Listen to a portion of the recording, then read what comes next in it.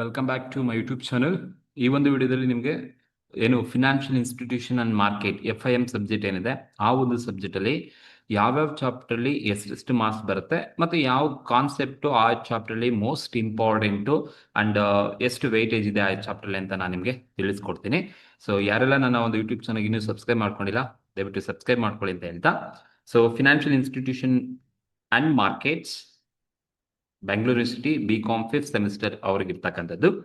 First chapter ಬಂದು unit ಬಂದು ನಿಮಗೆ ಫಿನಾನ್ಷಿಯಲ್ ಸಿಸ್ಟಮ್ಸ್ ಇನ್ ಇಂಡಿಯಾ ಅಂತ ಇದೆ. ಸೊ ಈ ಒಂದು ಫಿನಾನ್ಷಿಯಲ್ ಸಿಸ್ಟಮ್ ಇನ್ ಇಂಡಿಯಾ ಏನಿದೆ ಈ ಒಂದು ಚಾಪ್ಟರ್ಲಿ ನೀವು 2 ಮಾರ್ಕ್ಸ್ಗೆ ಒಂದು ಕ್ವಶನ್ಸ್ ಎಕ್ಸ್ಪೆಕ್ಟ್ ಮಾಡ್ಬೋದು, 4 ಮಾರ್ಕ್ಸ್ಗೆ ಒಂದು ಕ್ವಶನ್ಸ್ ಬರುತ್ತೆ ಅಂಡ್ 12 ಮಾರ್ಕ್ಸ್ಗೆ ಒಂದು ಕ್ವಶನ್ ಕಂಪಲ್ಸರಿ ಇದೇ ಇರುತ್ತೆ. ಸೊ ಅದು ಯಾವ ತರ ಕ್ವಶನ್ಸ್ ಇರುತ್ತಪ್ಪ ಅಂತ ಹೇಳಿದ್ರೆ ನೋಡಿ, explain the components of Indian financial systems. So components of financial systems ಅಂತ ಕೇಳಬಹುದು, ಅಥವಾ ಇದನ್ನ ಇನ್ನೂ ಒಂದು ತರ ಕ್ವಶನ್ಸ್ ಕೇಳಿದ್ರೆ structure of Indian financial systems ಅಂತ ಕೇಳ್ಬೋದು, ಅಥವಾ ಚಾರ್ಟ್ ಬರೀರಿ ಅಂತ ಬೇಕಾದ್ರೆ ಕ್ವಶನ್ಸ್ ಅಲ್ಲಿ ಕೇಳ್ಬೋದು. ಸೊ ನಿಮಗೆ there are 4 components of Indian financial systems ಅಲ್ಲಿ ಇರ್ತಕ್ಕಂಥದ್ದು. ಆ 4 ಕಾಂಪೋನೆಂಟ್ಸ್ ನ ಬಗ್ಗೆ ಬ್ರೀಫ್ ಆಗಿ ಎಕ್ಸ್ಪ್ಲೈನ್ ಅನ್ನ ಮಾಡಬೇಕಾಗುತ್ತೆ.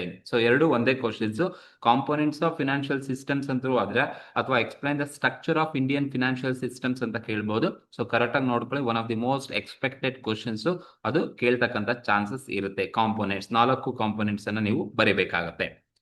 ಅಂಡ್ ನೆಕ್ಸ್ಟ್ ಬಂದು explain the role of financial systems in economic development.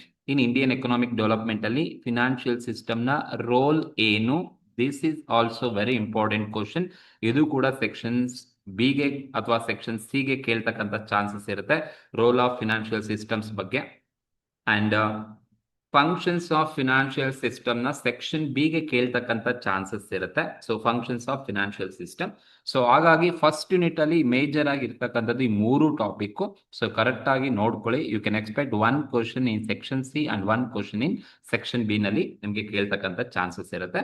And general ಆಗಿ 2 ಮಾರ್ಕ್ಸ್ ನಿಮಗೆ ಇದ್ದೇ ಇರುತ್ತೆ. 2 ಮಾರ್ಕ್ಸ್ ನಾನು ಸಪರೇಟ್ ಆಗಿ ನಿಮಗೆ ವಿಡಿಯೋಸ್ ಅಪ್ಲೋಡ್ ಮಾಡ್ತೀನಿ. ಇದು ಫಸ್ಟ್ ಯೂನಿಟ್ ಅಲ್ಲಿ ಇರ್ತಕ್ಕಂಥದ್ದು. ಬಟ್ ಫಸ್ಟ್ ಯೂನಿಟ್ ಇಂದ ನಿಮ್ಗೆ ಆಲ್ಮೋಸ್ಟ್ ಸೆಕ್ಷನ್ ಬಿ ಒಂದಿರುತ್ತೆ, section C compulsory 1 question guarantee ಇದ್ದೇ ಇರುತ್ತೆ. ಅಂಡ್ ಯೂನಿಟ್ 2 ಬಂದು capital market and money market, one of the most important unit.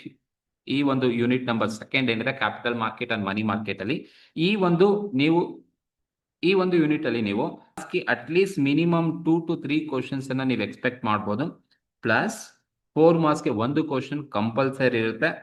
You can expect 12 ಮಾರ್ಕ್ಸ್ಗೆ ಒಂದು ಗ್ಯಾರಂಟಿ ಕ್ವಶನ್ಸ್ ಇರುತ್ತೆ. But you can expect additional 1 ಇನ್ನೂ ಒಂದು questions ಅನ್ನ ಬೇಕಾದ್ರೆ ನೀವು ಈ ಒಂದು ಯೂನಿಟ್ ಅಲ್ಲಿ ಎಕ್ಸ್ಪೆಕ್ಟ್ ಮಾಡಬಹುದು, ಯೂನಿಟ್ ನಂಬರ್ 2 ನಲ್ಲಿ. ಸೊ ಹಾಗಾಗಿ ಮೋಸ್ಟ್ ಇಂಪಾರ್ಟೆಂಟ್ ಚಾಪ್ಟರ್ ಅಂತ ಬಂದಾಗ ಕ್ಯಾಪಿಟಲ್ ಮಾರ್ಕೆಟ್ ಮತ್ತೆ ಮನಿ ಮಾರ್ಕೆಟ್. ಇಲ್ಲಿ ಯಾವೆಲ್ಲ ಕಾನ್ಸೆಪ್ಟ್ ಅನ್ನ ನೀವು ಕಾನ್ಸಂಟ್ರೇಟ್ ಮಾಡಬೇಕಾಗುತ್ತೆ ಅಂತ ಹೇಳಿದ್ರೆ ನೋಡಿ, difference between capital market money market ಒಂದು ಕ್ವಶನ್ ಲಾಸ್ಟ್ 2 ವರ್ಷನೂ ಕೇಳಿದ್ದಾರೆ. ಹಾಗಾಗಿ ಈ ವರ್ಷ ನೀವು ಬೇಕಾದ್ರೆ ಇದನ್ನ ಎಕ್ಸ್ಪೆಕ್ಟ್ ಮಾಡಬಹುದು. ಸೆಕ್ಷನ್ ಬಿಗೆ ನನ್ನ ಪ್ರಕಾರ ಈ ವರ್ಷ ಕೊಡಬಹುದು, ಲಾಸ್ಟ್ 2 ವರ್ಷ ಸೆಕ್ಷನ್ ಸಿಗೆ ಕೊಟ್ಟಿದ್ದಾರೆ.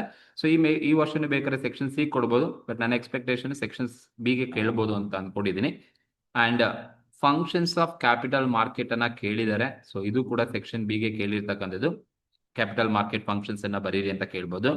Recent trends in capital market ಬಗ್ಗೆ ಬರೀರಿ ಅಂತ ಬೇಕಾದ್ರೆ ಕೇಳ್ಬೋದು, ಸೆಕ್ಷನ್ ಬಿಗೆ ಕೇಳ್ಬೋದು ಅಥವಾ ಸೆಕ್ಷನ್ ಸಿಗೆ ಬೇಕಾದ್ರೆ ಕೇಳ್ಬೋದು.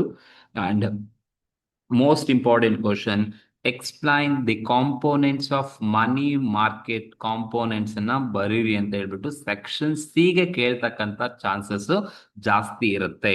ಸೆಕ್ಷನ್ ಸಿಗೆ ಮನಿ ಮಾರ್ಕೆಟ್ ಕಾಂಪೋನೆಂಟ್ಸ್ ಅನ್ನ ಎಕ್ಸ್ಪ್ಲೈನ್ ಮಾಡಿ ಅಂತ ಸೆಕ್ಷನ್ ಸಿಗೆ ಕೇಳ್ಬೋದು. And functions of money market ಅನ್ನ ಬರೀರಿ ಅಂತ ಹೇಳ್ಬಿಟ್ಟು ಸೆಕ್ಷನ್ ಬಿಗೆ ಕೇಳ್ಬೋದು.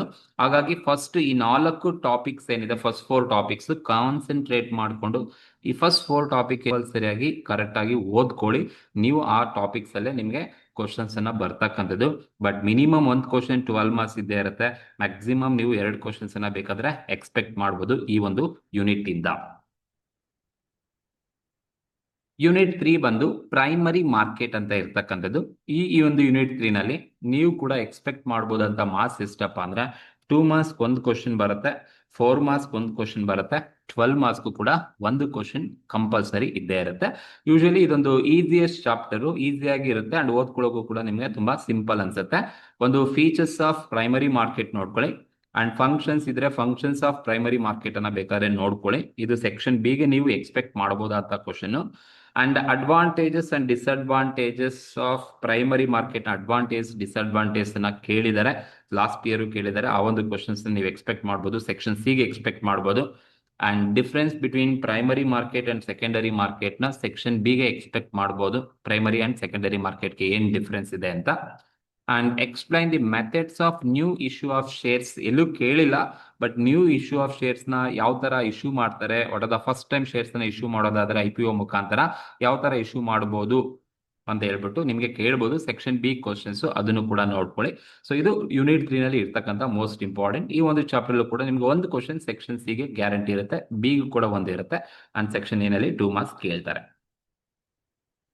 ಯೂನಿಟ್ 4 ಬಂದು ಸೆಕೆಂಡರಿ ಮಾರ್ಕೆಟ್. ನೋಡಿ, ಸೆಕೆಂಡರಿ ಮಾರ್ಕೆಟ್ ಏನಿದೆ ಈ ಒಂದು ಚಾಪ್ಟರ್ ಅಲ್ಲೂ ಕೂಡ ಸೆಕ್ಷನ್ ಎ ಗೆ ಒಂದು ಕ್ವಶನ್ ಇರುತ್ತೆ, ಸೆಕ್ಷನ್ ಬಿ ಗೆ ಒಂದು ಕ್ವಶನ್ಸ್ ಇರುತ್ತೆ, ಸೆಕ್ಷನ್ ಸಿ ಗೆ ಒಂದು ಕ್ವಶನ್ಸ್ ಇರ್ಬೋದು, ಅಥವಾ ಸೆಕ್ಷನ್ ಸಿ ಗೆ 2 ಕ್ವಶನ್ಸ್ ಅನ್ನ ಬೇಕಾದ್ರೆ ನೀವು ಎಕ್ಸ್ಪೆಕ್ಟ್ ಮಾಡಬಹುದು. ಯೂನಿಟ್ 2 ಮತ್ತೆ ಯೂನಿಟ್ 4 ಮೋಸ್ಟ್ ಇಂಪಾರ್ಟೆಂಟ್. 2 ಕ್ವಶನ್ಸ್ ಅನ್ನ ನೀವು ಸೆಕ್ಷನ್ ಸಿ ಗೆ ಎಕ್ಸ್ಪೆಕ್ಟ್ ಮಾಡಬಹುದು.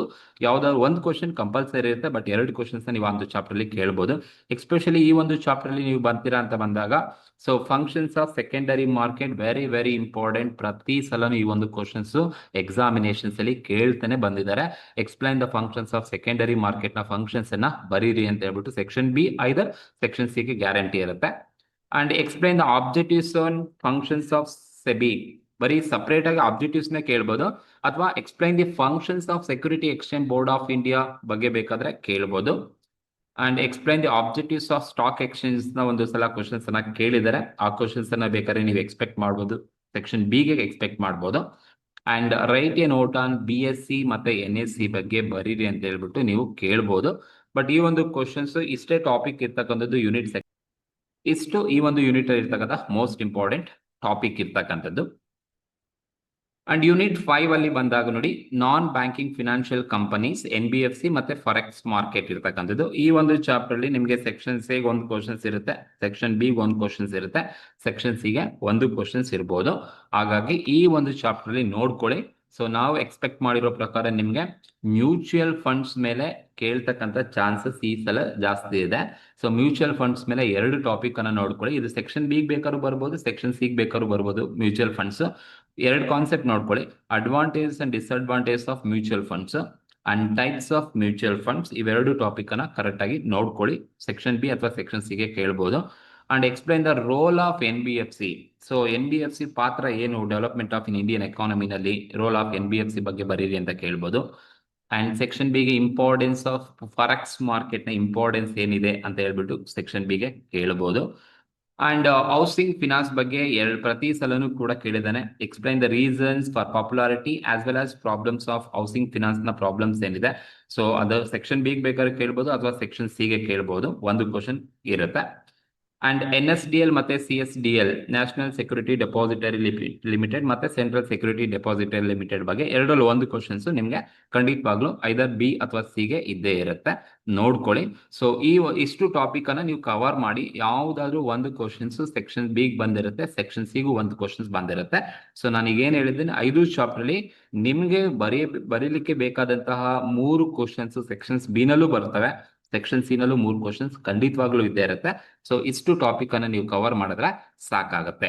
ಸೊ ಇದು over all financial institution and markets ಅಲ್ಲಿ ಏನಿದೆ 5 ಚಾಪ್ಟರ್ ಇರ್ತಕ್ಕಂಥ ಮಾರ್ಕ್ಸ್ ವೆಯ್ಟೇಜ್ ಇರ್ತಕ್ಕಂಥದ್ದು. ಸೊ ಈ ಒಂದು ವಿಡಿಯೋ ನಿಮ್ಗೆ ಇಷ್ಟ ಆಗಿದ್ರೆ ಸಬ್ಸ್ಕ್ರೈಬ್ ಮಾಡಿ, ಆದಷ್ಟು ನಿಮ್ಮ ಫ್ರೆಂಡ್ಸ್ ಶೇರ್ ಮಾಡಿ, ಅಥವಾ ನಿಮ್ಗೆ ಏನಾದರೂ ಡೌಟ್ಸ್ ಇದೆ ಅಂತ ಹೇಳಿದ್ರೆ ಕಮೆಂಟ್ ಮೂಲಕ ತಿಳಿಸಿ. Okay, thank you.